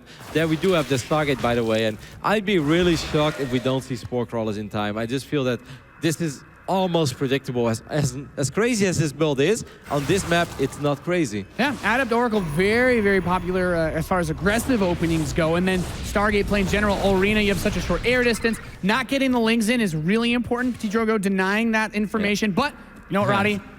Bly's a smart guy. He's thinking the same thing as you. He's like, you know what? Yeah, Spore Crawler seems like a pretty smart move. Yep, because if you don't go for an Oracle over here or Dark Templars, like if you don't do something that at least does economic damage, you'll fall behind. In the previous games, Drogo went up to 3 bases at 3 minutes and 20 seconds. Right now, it's 3 minutes and 30 seconds, and his natural is halfway done. Like, that's a very big difference. So obviously, there has to be a follow-up. It seems like Bly wants to defend with Queens in the natural and the Spore in the main. And with how much we talk about, we hear about Bly on this map, Bly loves these crazy scenarios. That's kind of always how Bly takes even normal games, like on the last map. He wants to make you play his game. Don't let your opponent get into his comfort zone. Don't let him get into a rhythm. And Bly controls the tempo of the game by keeping up this constant pressure on a map as awkward as this. The lanes are going to run by. He's going for the main base. Adept is there to block Stand. Back it up. But at the same time, the Oracle comes into the natural stage. He loses it. And he loses it to the Queens. And the Lynx continue to focus on a few probes back over here in the natural. But you know what? Drogo doing a pretty good job of not losing anything in his own base during this. Yeah, Drogo did very good here in defending. It's so important that that Adept wasn't misplaced, because if those speed links run into the main base,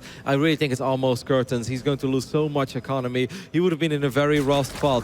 But losing the Oracle, that's painful. Nobody ever wants to trade an Oracle for only 3 drones. You always hope for more. There are still Spore Crawlers. I still like this position for Bly, but Drogo definitely handled the links very well, because that could have got very ugly very quickly. Yeah, and PtitDrogo is still pumping out more Oracles. So he's keeping in mind, I would imagine, in case Mass Ling was something that Bly were to go for. I'm not entirely sure. He also lost moving out with just a bunch of Oracles and Adepts, because it's very hard to deal with that with just Queens and Lynx, because both Oracles and Adepts are very good against that. But Bly already has the Roach Warren. It's almost done. And oh, that's actually a pretty cute.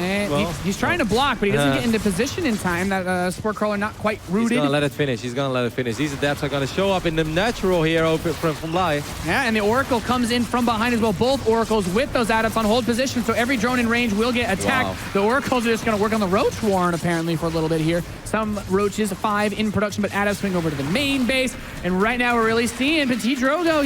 He's making something happen here. He's getting some chaos caused, and he's up in workers now while he takes his 3rd base. Yep, this is all that he was looking for, and he's actually doing a phenomenal job in everything. Like, it's 46 probes against 33 drones right now. Bly's going to have to go back to building a lot of drones immediately. He may think about counterattacking, but that would be the wrong choice, especially now that we see that the Void Ray is on the way as well. Yeah, without Roach speed especially, there's no running past that Void Ray, even if we see just a couple sentries do get warped in. So with this map, the way that it's set up, unless you're going to break those rocks, if you try to move through that tiny choke point, you'll get force fielded in half and lose everything. I mean, Todd said, I think that Bly's getting a little desperate in this series. I don't think he was too desperate after losing on Dusk Towers and Orbital, but if he ends up losing on the Arena and he goes down 3-1, yeah, that's where things start looking very rough for him. And that's Spore not quite in position to actually protect those those drones. The Oracle's shark in one more time. Void Ray production continues. He's going for Blink as a follow-up. And where is Bly going to go when this lair finishes? Probably just Hydralisk and Lurkers. I think that's the most logical choice, especially on this map. It's pretty damn strong. It doesn't take a long time before you can allow your Lurkers to put some serious pressure upon your opponent.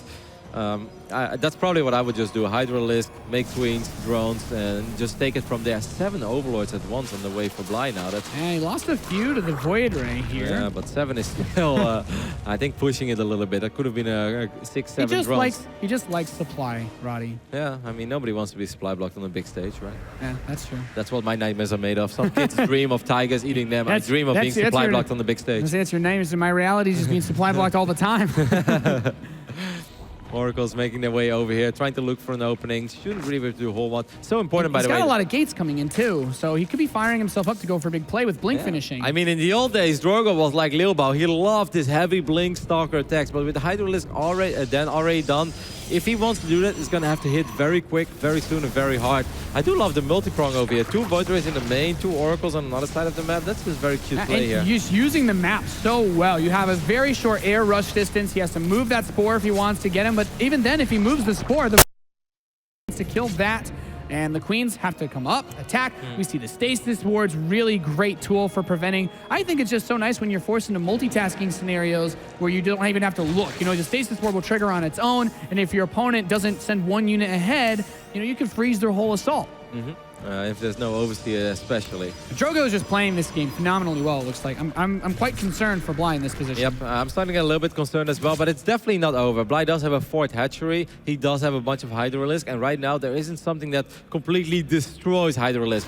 Yes, we've got a lot of Stalkers. Yes, there are Sentries and Guardian Shield as well, but there is not, you know, there's not a Disruptor, or there are no Storms raining over all these Hydralisks. A couple of Lurkers are, Ravagers are morphing as well. Drogo's just gonna go for it forward. Yeah, he blinks on top of the army. The Ravagers are gonna finish up, throws the Corrosive Biles, but so much Protoss is moving in. 121 supply to 109 as Bly continues to fall back towards his third base. The drone's coming off the line, but the Oracles are here too. More Hydralisks finishing up. He's got so much in the air. On top of this, though, and the Oracle's instrumental in shutting down this defense. He's up 30, 40 supply. Drogo potentially putting himself 1 game away from winning this championship as he mops up the natural expansion. There's nothing here for Bly to stop this attack. He lost everything. They lost all the Hydras, lost the Ravagers. He wasn't ready. If this would have come 30 seconds later, he would have been, but GG is called. Drogo up 3-1. A phenomenal play on Arena, a map that we talked about before this. A lot of people saying, hey man, this is where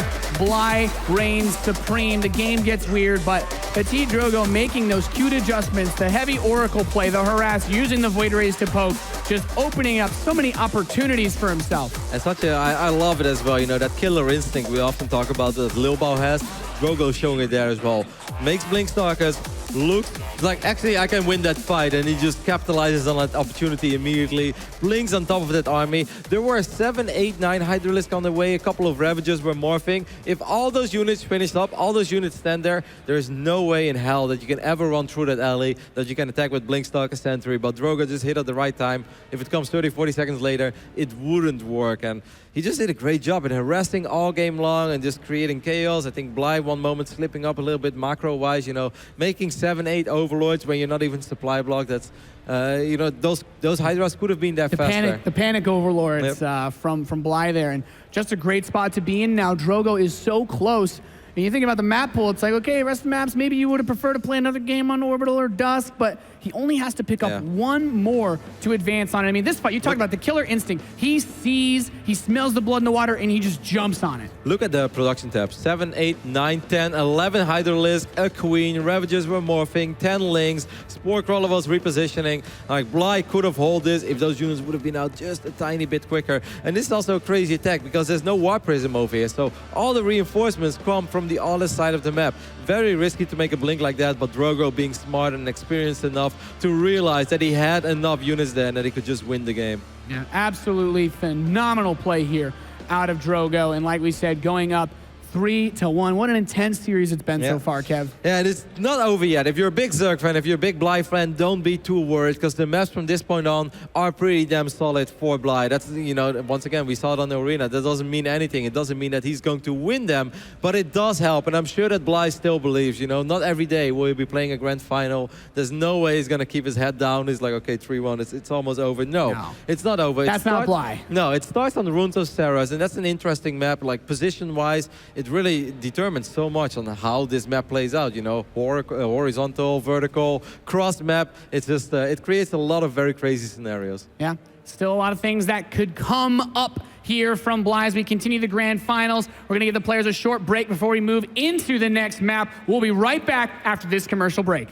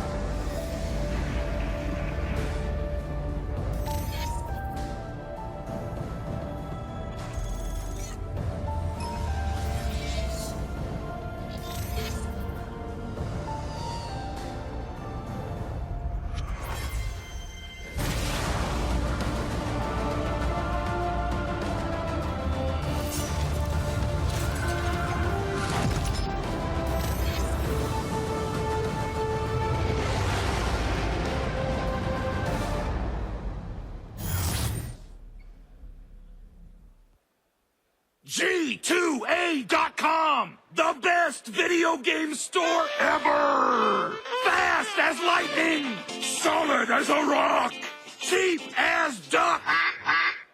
What's more, you can sell on it because it's also a marketplace. Remember G2A.com, the best video game store ever!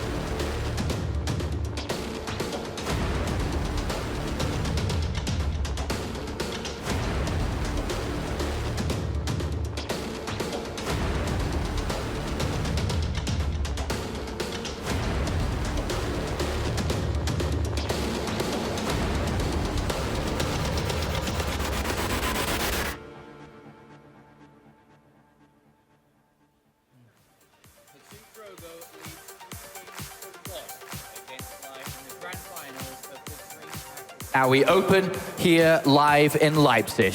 Who's going to take the grand finals? Because the Frenchman is on match point for every single game as he looks to take his first championship here in Germany.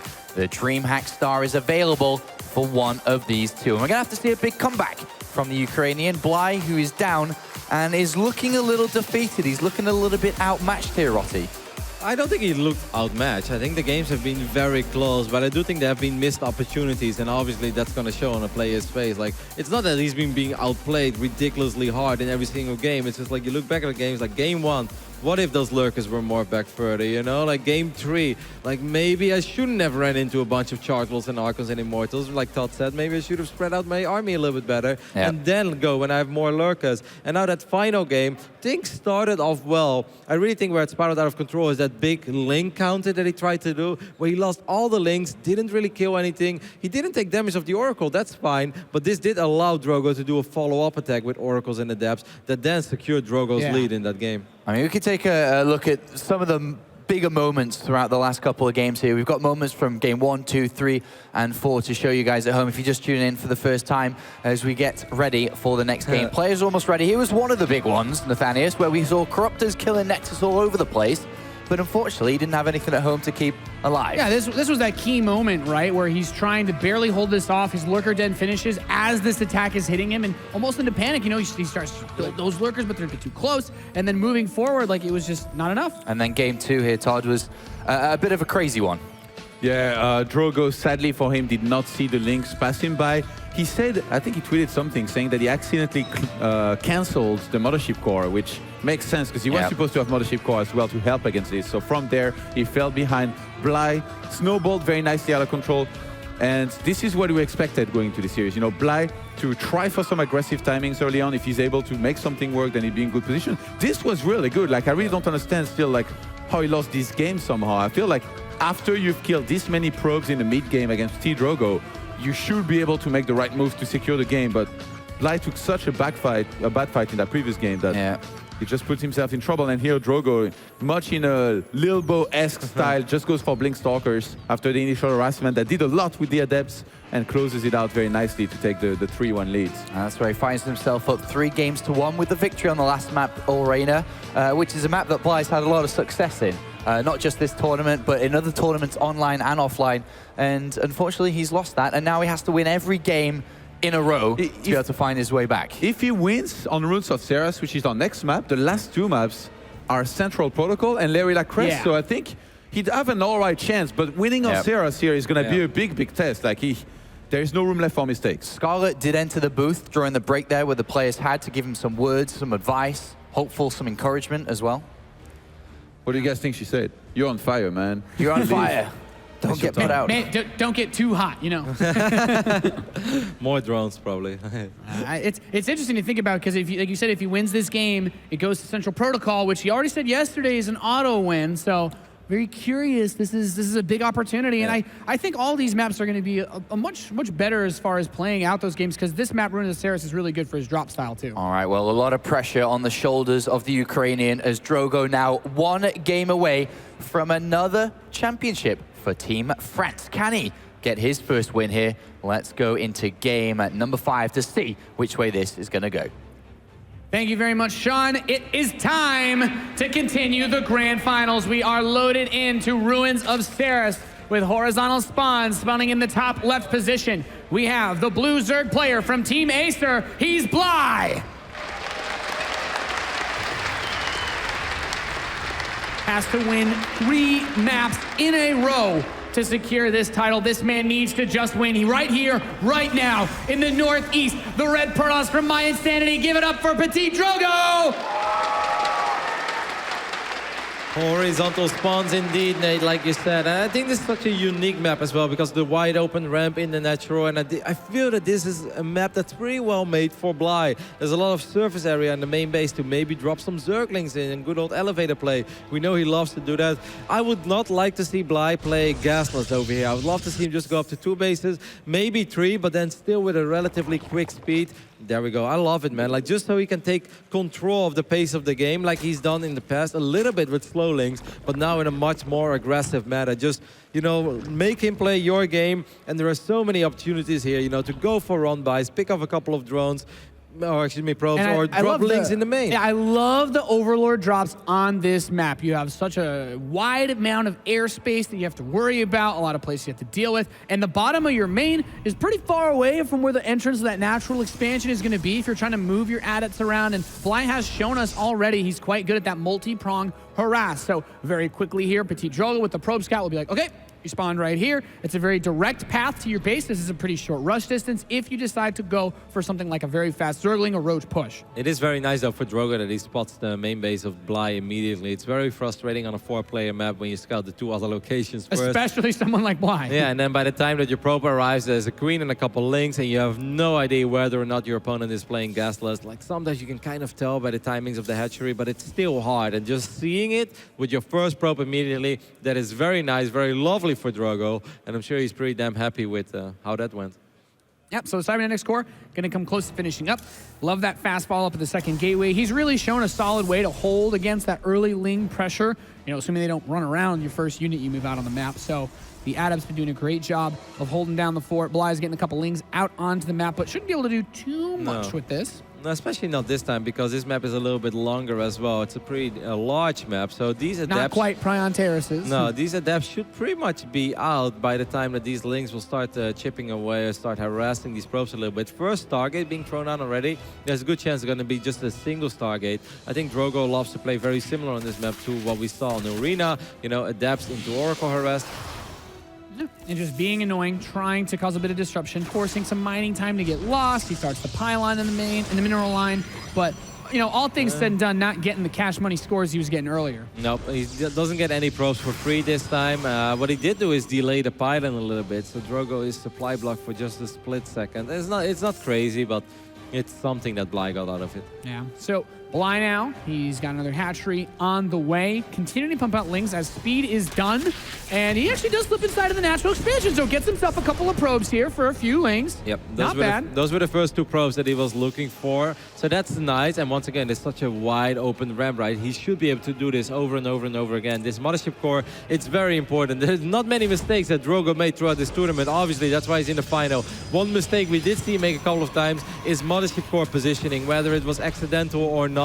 You know, he has to be very careful here. The Mothership Core has to be on the right spot all the time. And then we do see the Evo Chamber go down as well, Nate. Yeah, that's what I was waiting for, to go for those drops, because right now we're getting into that phase where Bly is just, he's throwing the Lings here, he's throwing the Lings there, he's trying to disrupt him, get in his face, keep him distracted, and this Overlord now that's morphing, you know, he sees those Lings, he's got to be thinking to himself, what are my opponent's options? Sport Crawlers are hella late though, Nate. Just now they are morphing in, and I'm not sure if there are too many queens, so I think this Oracle should be able to have a field day over here. Don't go for the 3rd base, don't fight this queen, just go either for the main or the natural. He starts the pylon in the bottom left of his main right as that Overlord gets there, and here comes the Oracle into the main base mineral line, focusing down those drones. The queen doing everything they can to buy time. Only 3 drones do get picked up, and the Lings are in the main base. There's no pylon by the main base mineral line, so the Lings are going to get some damage against these probes, and he kills the Oracle at the same time. The Adepts and the probes chasing, and now he's going to run to the natural expansion. Mothership Core is in position to defend, but he's got attacks hitting him from all over his main and natural. Yeah, so far he's doing a really good job in putting the Adepts in the right position. Bly has to be very careful. Don't want to end up losing all these Lings. It's a pretty big investment. But he is up economically. Hold position in the mineral line, killing those probes. 6 picked off already.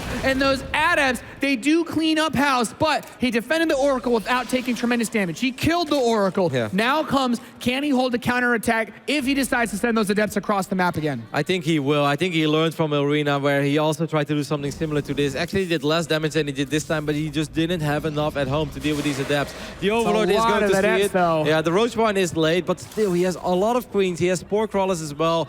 I think that Bly should be able to deal with this. I would evacuate my drones from the 3rd base, by the way. If you want to kill drones, you got to go all all the way into the natural. I don't like that there are still a couple drones here. I think these drones are super dead. This is really scary. If he takes some serious damage from this counterattack, he could lose the entire tournament, everything on the line, holding this harass, taking some advantage from the workers that he's killed. The Adepts are going. They're on the ramp between the main base and the natural. The Queens are getting the shots off. 10 roaches in production. The Oracle starting to clean up the Lings. He's going to phase into the main base mineral, and he still has not gotten on the drones. He's looking to kill the Queens, but the roaches are going to start to pop out. Will they be in time to defend this attack? The Oracles are killing the drones that are trying to move between the two bases. 9 drones killed off already. Yeah, Drogo is doing some serious work here. There is actually a third Nexus on the way, so this is phenomenal regardless of what's going to happen here. The Oracle, such smart positioning, always outside of range of these Queens, and that allows these Adepts to just kill all these Lings, and sometimes a Queen that's exposed as well. Drogo is just doing this so good. He's picking up more drones. Those Oracles, MVP of this game, helping to kill the roaches, killing so many drones, and still, just like that earlier game, he lost the first Oracle, and he makes the second and third ones, you know, the key to success. What is very important here is that we do have a lot of roaches out on the map, but there's going to be a safety void ray. It would have been so good for Bly if he would have just been able to have a couple of Lings here, maybe like try to pick up the probe that was sent out to drop that Nexus. The fact that Drogo has the Nexus is the biggest victory. The economic lead that he built for himself is nice, but Queens with injects and, you know, all the larvae that Bly has available, he was able to survive. He's able to bounce back, but the fact that Drogo right now is sitting comfortably at 3 bases, that is his biggest victory. The only other thing, though, that speaks for Bly right now is that there's not really a super strong or fast transition. Like, is it going to be Blink Stalkers again? I almost think so. Twilight Council is only just now finishing, so you're right. We had a little bit of time before Blink is ready. And with the third base economy, maybe that's what he's going to ramp himself up for. He could start that Blink, throw it on a bunch of gateways as this third base gets closer to being saturated. Wow, okay, but Charge, is he getting ready to already make a move versus Lurkers? I mean, it's kind of weird because he made so many Stalkers already, right? So I'm a little bit surprised by that. We'll see. He's going to try to do more damage, try to see if he can pick up a few more Queens. There's, of course, a Void Ray in the mix as well. These Roaches are not in a good position, Nate. Yeah, I mean, he's getting a lot of work done here, but there's no Pylon, no War Prism. He can't reinforce this very easily, and he's going to be pushed back. The Mothership Core is here to take a recall if he needs it. He is bleeding out quite a few of his units, though. The Sentry in the front getting picked off, and like you said, those Stalkers don't have Blink. He's just relying on the Void Rays to help chow down on that. I mean, he is, of course, getting ready to transition into Archons eventually, Immortals, and Charge Slots, but still, he lost a lot of Adepts and Stalkers there, and wasn't really able to do a whole lot with it. There's the Templar Archives, and there's a lot more gates. Yeah, Bly desperately needs to take more Extractors, by the way. I'm not sure if he has all of them now. Yeah, he's starting 4 right now. Yeah, okay, well, that's it's a little bit late because he's banking a lot of minerals already, and he just has no gas. If Drogo makes another quick follow-up attack with like 12 Zealots and a bunch of Archons, there's a good chance that Bly actually does not have enough units to stop it. Very tense moment here as Drogo powers up for what could be a push to take the championship, to take that DreamHack star. 7 gateways coming in. Charge is finished. The Oracle is looking to see what there is, but there's not a lot. I would almost say it's good news for Bly that the Force is going down, because that gives me the idea that maybe Drogo doesn't want to go too crazy. The Oracle gets picked off. That's very nice. No revelation anymore. So that is good. That's going to make it a little harder for Drogo to give him the right idea of what's actually supposed to happen now. Like, should he go for attack? Should he commit? Or are we going to sing this one out? And it seems like he went for the latter, Nate, as the robotics facility goes down. Yeah, and the +1. So now the Hydralisk End's coming in. The Hive is on the way. Roaches deny a probe from starting that 4th base. So a nice little catch there for Bly. Some defensive photon cannons go up. He did take a lot of damage earlier in this series on Orbital Shipyard from those burrowed roaches. So Bly, give it a little bit of breathing room here. What's the ideal move here, Kev?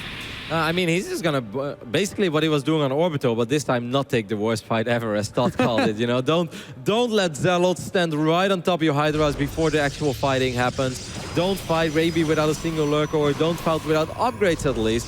And I think if he's just gonna make a bunch of Roaches, Hydras, he already has +2 missile attacks on the way, so that's a lot better.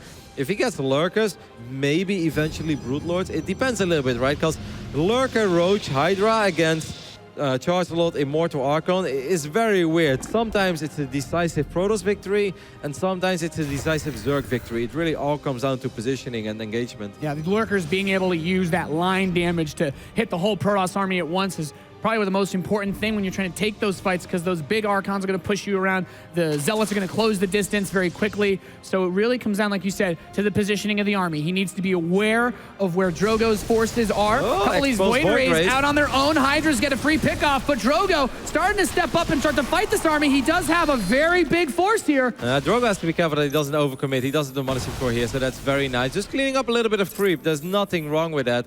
But like Johan mentioned as well, when you have Roach Hydra against this army composition, you want to stutter step a little bit. You want to run away. And that's something that Bly was trying to do there. So it's good to see that Drogo didn't overcommit.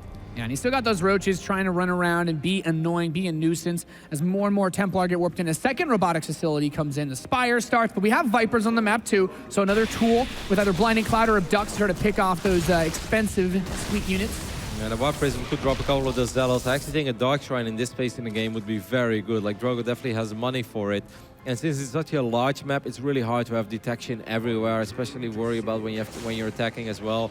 Could be there, Dark Templar could be securing a base or something like that. So I think that would be a good addition for Drogo, but I guess right now he's just focused on getting more Immortals and more Archons and just spamming Zealots, I guess, in the main base. Yeah, he's got Zealots watching both of these bases, going to try to deny this hatchery, and he shall.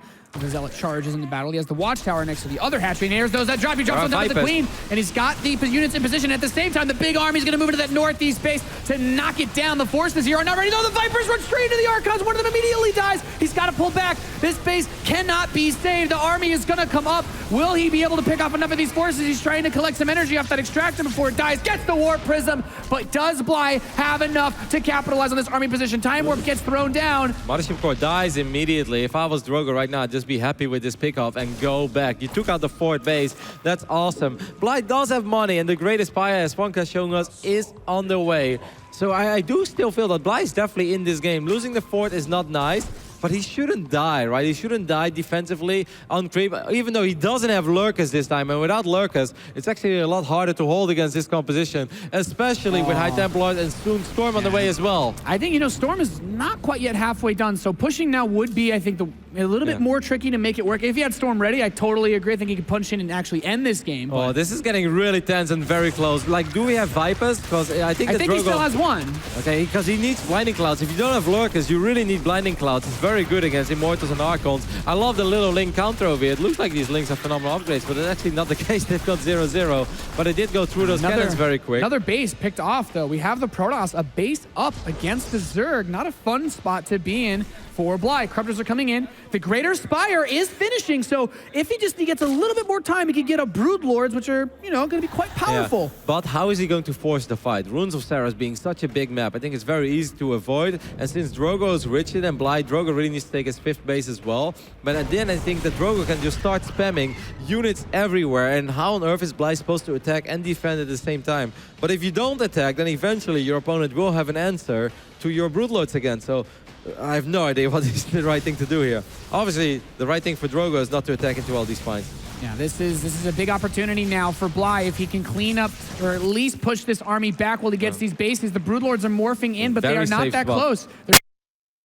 I do like that. I mean, how many times have we seen Broodlords being picked off by an offensive blink or something like that? Even though there is no blink now, but I think that's smart. You know, we mentioned that in the previous game he could have saved the base. He's going to end up losing his fourth base again. Aggression is so good. Every army unit rushes in for Bly to defend while that base gets knocked down. The Zealots keep pushing forward. The Infestors all alone here as this army starts to come down, and there's the High Templar. Great feedbacks killing the Infestors. But here are the Broodlords, and this is where things get a little rough, I think, for Drogo, unless he's going to put the Archons right below it. One Storm does go down, but I do not think that Bly should lose his third base here. A lot of Hydras coming from the main base right now. Storms are dealing so much damage, though, but Bly should be able to clean this up, right? It seems like he's out of Storms at this point, so the Hydras can continue to push forward with the Roaches, and he's going to get Drogo out of his base. Bly barely holding here, but he lost 26 Drogs. Yeah. What can he do? How big can this counterattack be? Well, it should just be everything or nothing right now. Just push! Yeah, exactly. Just push. Just go for it. There are 2 Tempers on the way, but there are plenty of Hydras. 3 Stargates, actually. So soon 2 Tempers, a Void Ray, maybe 3. But look at the army supply. 113 against 74, and no immediate answer to Broodlords. This is really Bly's moment. This is not the moment to sit back and recover economically. He's gotta go, man. He's gonna make it happen right here, right now. And I think it's possible, because there's no more Storms, right? And he's got to make it happen right here. There are a good number of Archons. There, the Broodlords, the 2 Tempests are about to pop. He's got Blink on the way, and this army, this push, could be everything for Bly to keep his tournament hopes alive. The Broodlords starting to get their first shots off against these Archons. The best thing in this army to with that splash damage against the Hydras. The Ravagers in the back also have the corrosive biles. He has the economic lead. All he needs to do is hold on. These Hydras need to get closer, though. The Hydras need to start working on Tempest. He cannot afford to lose Broodlords. One Broodlord took quite a bit of damage immediately. I don't like the position that much. I think he could have brought them more north. There are still counterattacks going on by Drogo as well. Once again, Runes of Ceres is so difficult to defend everywhere. So sometimes you just gotta make choices. I like the Roach counter. He's gonna split his forces a little bit here, trying to get these Tempests to expose themselves. But yeah, Broodlord does fall down. He's continuing to focus them. There's not that much economy here. There he goes. Okay, so he pulls the Tempests in. He grabs them, but they're gonna barely get away. The Storms pushing back the Hydras. He can't pick off the Tempests. And now the Broodlords continuing to take massive damage. Great shot with the bile. 2 Broodlords remain, and he's trying to get that Tempest, but both Broodlords will die. Wow. Drogo holds on with his 4th base intact. He's still got Roaches in his natural, but he's got the money. He's got the economy to keep pumping out more and more forces. I mean, Bly took a hidden base during all of this, and that is a very important one. You don't want to lose that one, though, because it's very important for Bly that he keeps this base alive. Are the units here in time? Are there queens? No, there are not. This hatchery will fall. That is a very big pickoff for Drogo. Shutting down the economy even more for Bly as his forces, some of them getting caught out there a little bit. He had an opportunity to try and punch this one in, but now Drogo is setting himself up. He is preparing to possibly win this DreamHack right here, right now, if Bly makes any more mistakes in this game. Excellent army positioning here before by Drogo. He did such a phenomenal job in buying time for those Tempests, and the Tempests just slowly but steady chipping away those brutes. Killing the 4 brutes is really all he needed. He now is going to deny what he thinks is the 4th base again, but it's actually not. So this hidden base could definitely be a problem, because let's not forget that Drogo is not that rich anymore either. Most of the bases are mined out, so be careful. But I mean, which units that Bly has should Drogo be very afraid of right now? I mean, I guess the biggest fear is that if he could just slowly shoo away those Tempests, because right now, he's trying to squeeze out another Broodlord or 2, but you still have those Tempests on the map, and as long as he keeps pushing those, you're going to have a really rough time getting any forces on top of those armies with the Broodlords. Yep, Drogo is going to try to run via the south side of the main base of Bly, see if he can find something there, see if he can find another hatchery. More High Templars as well, making their way across the map, so a couple Storms are available. Like, Hydras could have been very scary if there was no Storm, but since there is Storm, I really don't think it's all that scary. And this army of Drogo is starting to look more and more intimidating, even though it does have a... Oh, he just killed his own Ravager with cross the bow. Mutiny again. Friendly fire. Definitely one of those things that's going to come back to bite him, as they both have such little money. But now Drogo takes this Nexus on the right side. He cleans up the Roaches. He can start mining. And he's just had this economic lead over the Zerg player for so long in this game. Yep, very important that he gets another base, because the main and the natural obviously completely mined out. He even lost the Nexus, I think, in the natural. I don't even know when that... to those Roaches, I guess the Roach counterattack. So it's important he secured another base. Good revelation, actually, to tag this army, but he's got the Vipers now. Is he going to be able to pull some of these forces back? Grabs on one of the Archons. Is there enough anti here to kill the Tempest? If he pulls those in, grabs one, it dies, gets number 2. Also, they put the Storms hitting this army in a big, big way as the Zealots continue to charge through. He grabs the Mothership Core. That will die as well. He's doing everything that he can. Another great Storm coming in. And Drogo, he's pushing in. He's pushing in for the victory, trying to secure this DreamHack title. He just might be able to get it right now with the 4-1 over Bly. The man on fire has been extinguished. 60 supply to 128. There is nothing left to stop these Tempests, these Archons, these Immortals. 2 more Broodlords on the way, but it's not going to be enough. Everything getting ripped to shreds by Drogo. He's trying to get out a few more Roaches, Nate, but I'm with you. Drogo is going to be able to win his first big StarCraft tournament ever in his career, as he has Void Rays, Immortals, Zealots, just ravaging everything that Bly has to offer. Bly trying to make a last-ditch effort here. Desperation hold, but there is no answer to anything that Drogo has. There's just too much in his base. These Tempests assailing him from afar, more rallied across the map. Drogo did a phenomenal job of securing his economy and constantly putting on pressure with those Zealots, with those Oracles, and he has reaped the benefits. He is going to be your champion here at DreamHack Zowie Open. It's a phenomenal result for him. One of the closest 4-1s I think we'll have ever seen. GG! Drogo is your champion!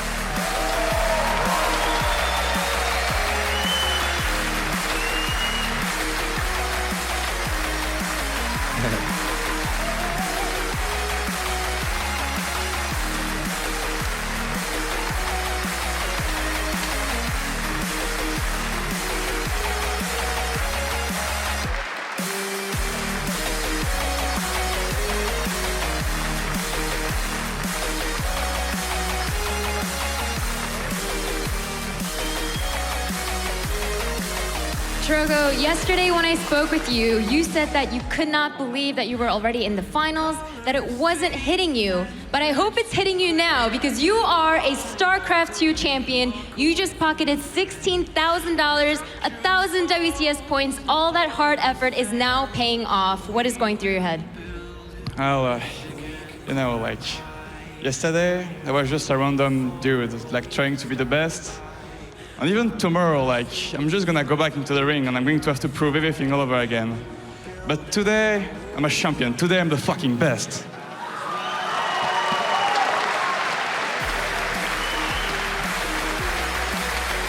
You know, it's funny because you were on the train coming here to Leipzig, Germany, and I remember you tweeted, oh, it's time to head to DreamHack where I'm going to lose to some Zerg.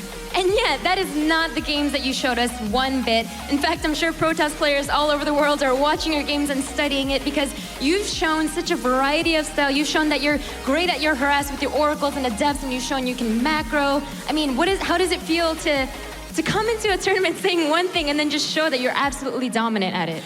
Well, I was always good at PvZ, but recently I was not like winning most of them game in PvZ. So I was really upset about myself, but you know, winning more than 50% of your game is enough in a tournament. So I'm really happy now because I practice PvZ a lot. All right, and last but not least, we just mentioned that this is your first time being a StarCraft 2 champion. You were also the first StarCraft 2 champion of 2016. Is this just the beginning for you in this year? Yeah, like 2016 is my year, pretty much. All right, fair enough. And one last word for all the fans that have been cheering for you here as well as everyone watching online. Thank you to everyone that believe in me. And I don't know, like for the French who are out there, Wale, bisous poulet. And for the non-French people, thank you very much for being here. Like for seeing this crowd like this, I've never played in front of such a huge crowd cheering for me after every win. It's so great to play for you guys. Thank you.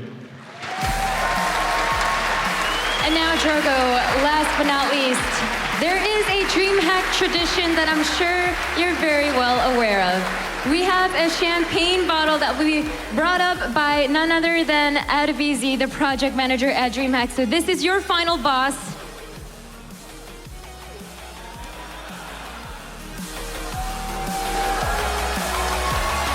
And there you have it. Drogo is your 2016 first Legacy of the Void champion.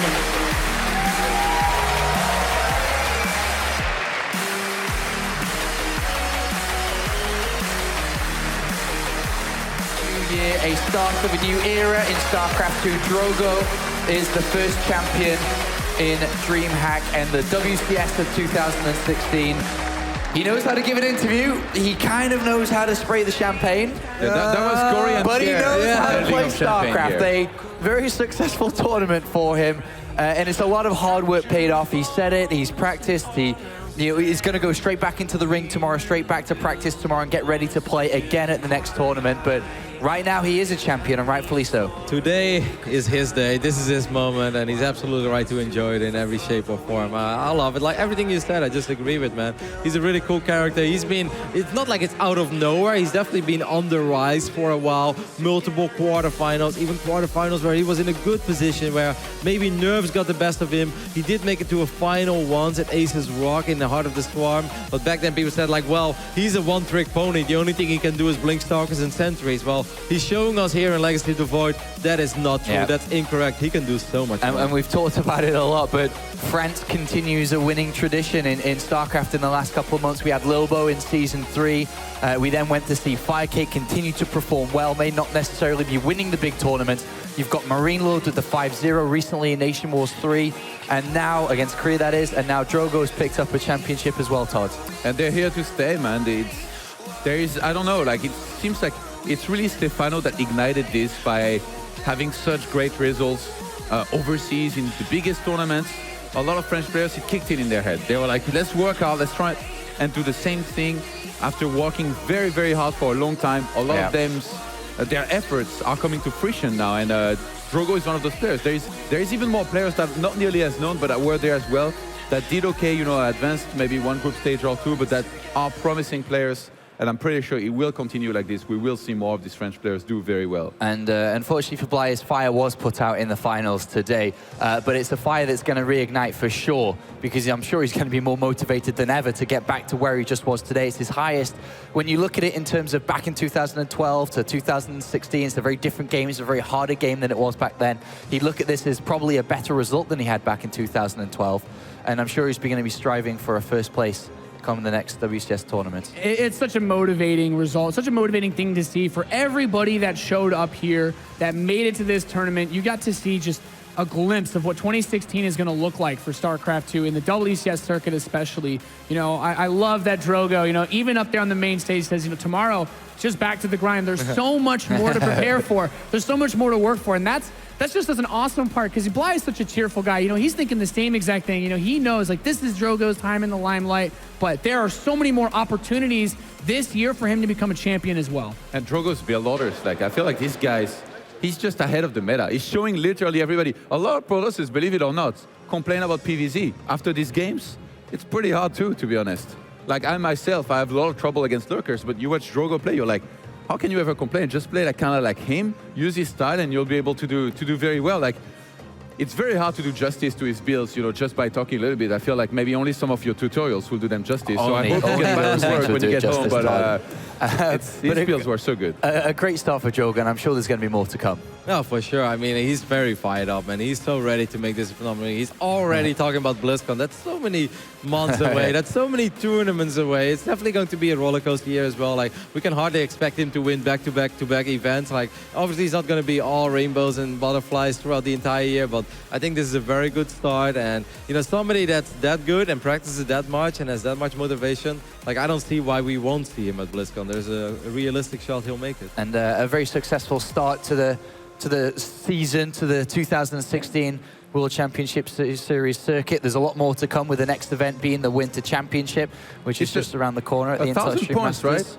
Huh? It's 1,000 points, right, for the winner? Yeah, 1,000 points here for Drogo. That's pretty insane, actually. If you come to think about like top 16 at 3,000 plus, you know, just a couple more results through there, like, it's definitely a good start here. It's a fantastic start. DreamHack Austin in May as well. Was DreamHack going over to America, Rotti? I'm sure you're going to be excited for that one as well. Oh, of course I'm excited for that one. Not only is it in America, but it's going to be on my birthday too, so it's so sick. Oh, is it? Yeah, May 8th. Oh, no, that's a dangerous combination, that is. We're going to have a lot of fun over there. It's the final day as well. It's the final day of the event. The after party is going to be electric if it's your birthday party. In the club at DreamHack. Maybe for once this silly hashtag will actually be accurate. Bring the club to tonight, Kev, we know where you're going anyway. That hashtag makes sense every single time. Nate, final thoughts here then before we wrap up? I'm just so glad to see the product of this new system that we have. All these players seem so much more energetic, so motivated. All the interviews I thought this week were absolutely amazing. It's great to see everyone feeling so much more motivated to work hard and become better at StarCraft. All right, well, thank you very much, gentlemen. I think we've had a lot of fun over these past 3 days. For you out in the audience currently, of course, the Counter-Strike Finals is just around the corner. For all of you online still watching, DreamHack is going to Austin next in Texas in May, and the World Championship Series is looking forward to the Winter Championship at the Intel Extreme Masters in Katowice. I hope you've had a good couple of days here with us, and I hope to see you next time.